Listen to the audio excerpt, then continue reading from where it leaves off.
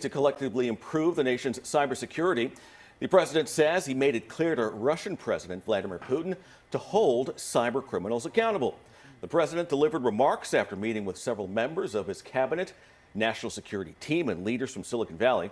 President Biden says his administration is discussing ways to hold cyber criminals accountable.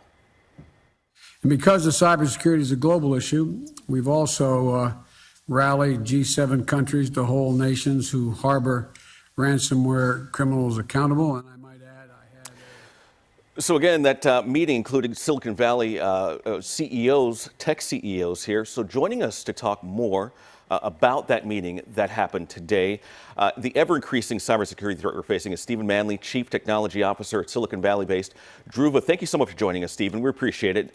Wanted to ask you this. What can you tell us about what happened inside of that meeting with the president and members of his administration? So there were really two things that happened. The first is they discussed what's been going on with all these cybersecurity attacks, ranging from, I think everybody heard about the Colonial Pipeline that interrupted fuel. And they talked about how these attacks are spreading. They're now happening multiple times every minute, from the largest organizations to the smallest. They also talked about then the steps that we're going to need to take as a nation and as a people to be able to combat these cybersecurity threats. So, Stephen, I want to show our viewers a map. Recorded it earlier this afternoon. It shows real-time cyber attacks happening around the world. Just today alone, there have been tens of millions of them. Are we behind the curve when it comes to combating cybersecurity, and how do we catch up?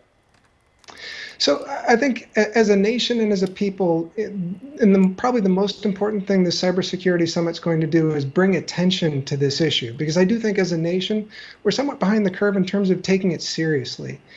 Most people seem to think that this only affects either large organizations, or they don't think it will affect them until, of course, it does. And so the first step in any defense is we need to take this seriously as a threat and begin to marshal our resources and our people to fight against it. You touched on this a moment ago. One of the big issues, ransomware, which we saw with Colonial Pipeline, hackers targeting U.S. businesses, critical infrastructure operators here. What is the solution to stopping that? And how does the U.S. government really factor into all of this? Because you have the government and you have private business at the same time. Right. For us, we always tell people it's really about three steps. The first step is you need to be able to protect yourself from a cyber attack. Whether you're the smallest business, an individual, or the largest bank or the largest tech company in the world, you're going to be attacked. It's a question of when, not if.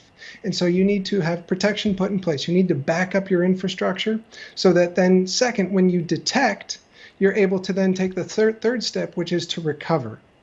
And so once you've done that, what the government is really trying to do now is put in place sort of best practices so that you don't have to start from scratch. You don't have to come up with this answer yourself. You can really follow the standards the government's starting to put in place. Yeah, something that we're so limited. And by the way, these ransomware attacks, they do target just regular folks with their own computers just for a few dollars. The criminals will stop at nothing to get their hands on it. We've heard about a cybersecurity shortage of talent.